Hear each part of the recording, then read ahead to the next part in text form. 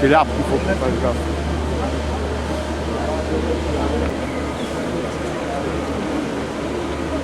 Mesdames, Messieurs, à l'occasion de la Journée nationale du souvenir et de recueillement à la mémoire des victimes civiles et militaires de la guerre d'Algérie et des combats en Tunisie et au Maroc, la ville de Paris rend hommage aujourd'hui aux 755 militaires parisiens morts pour la France pendant la guerre d'Algérie, les combats du Maroc et de la Tunisie, ainsi qu'à toutes les victimes civiles de ce conflit. Ordre du jour numéro 11. À toutes les forces de l'ordre,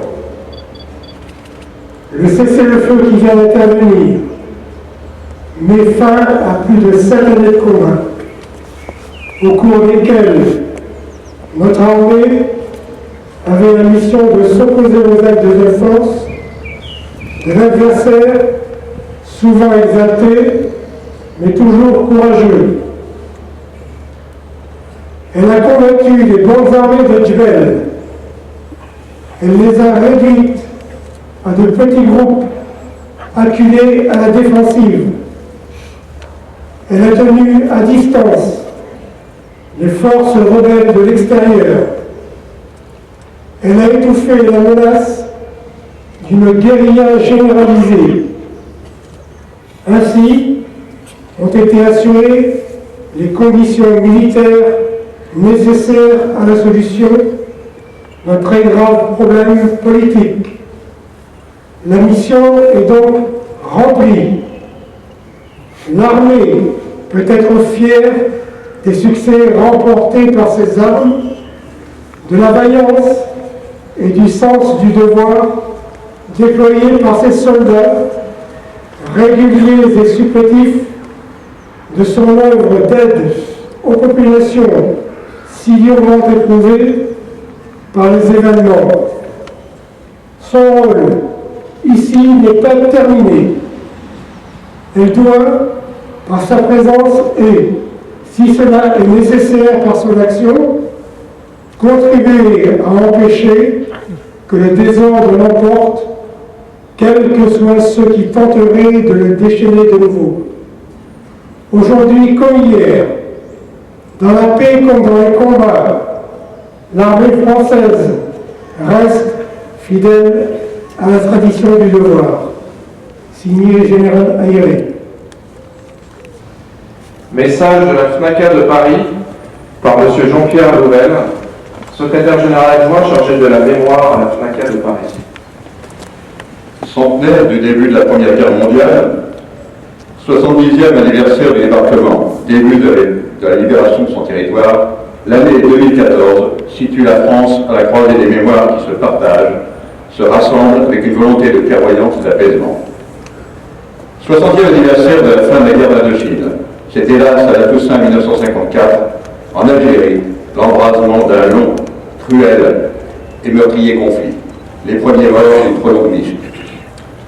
19 mars 1962, le cessez-le-feu proclamé en Algérie signifie la fin de sa guerre, mais non pas des meurtres et autres conséquences ensuite ultérieures.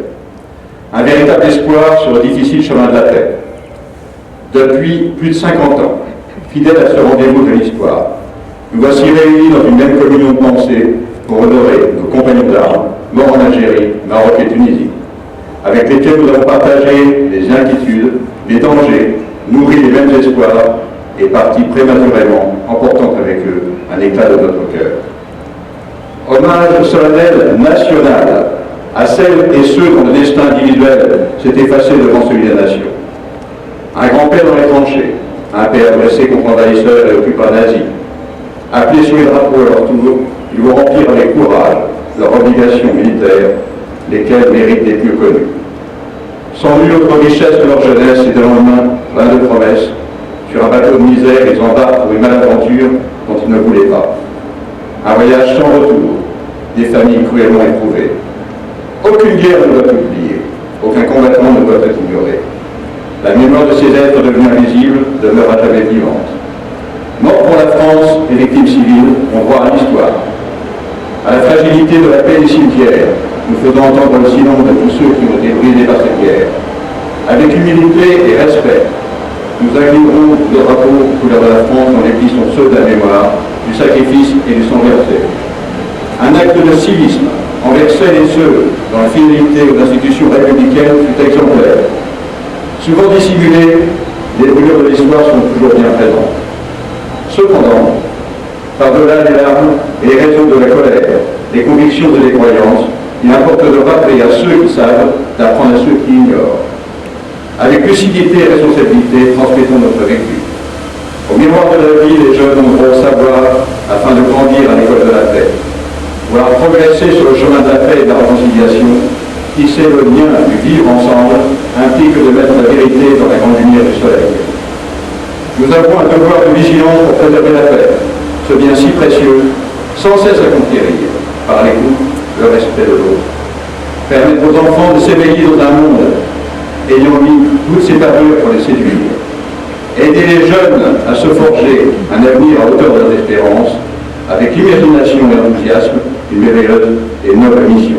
Ça s'appelle l'aurore.